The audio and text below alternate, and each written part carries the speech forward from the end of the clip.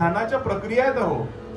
ज्या वेळेला मी देहानं ती पूजा करेन आणि कधीतरी मानस पूजा करायचा विचार मनात येईल, मेडिटेशनला बसेन, ध्यानधारणेला बसेन मी, त्यावेळेला ते आठवणारे जे मी भगवान गोपाल कृष्णाला अर्पण केलेलं आहे.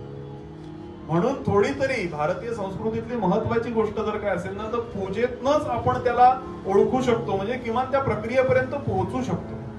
गंध, अक्षता, धूप, दीप, नैवेद्य, पंचोपचारी तरी पूजा करावी. अहो मी जर 4 घास खाणार आहे दुपारी, तर महाराजांना नको का मी नैवेद्य समर्पण करायला? साधक अपेक्षाही नाही होत्या महापुरुषांची.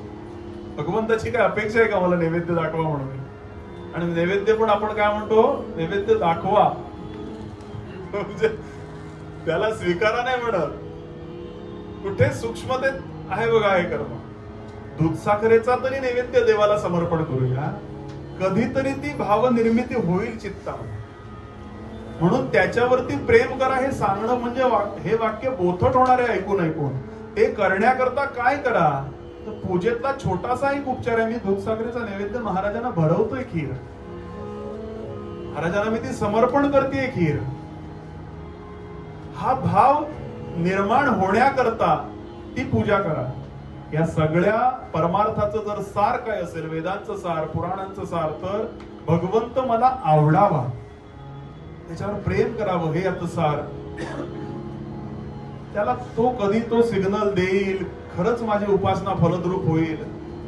अहो जन्म जाईल याच्यात, कारण परीक्षाच तो अशा बघतो ना.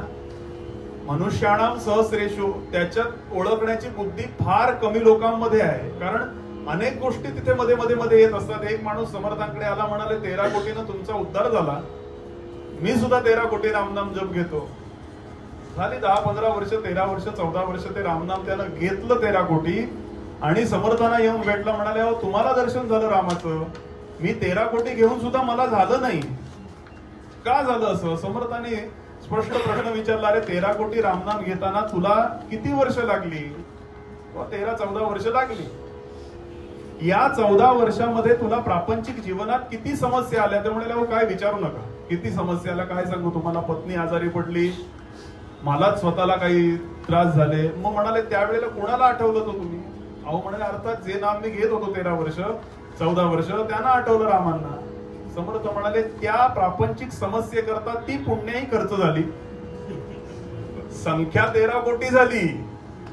समर्थांना रामांचं दर्शन झालं. गोंदवलेकर महाराजांना रामाने सगुण रूपात, अहो राम त्यांच्याकरता रडला.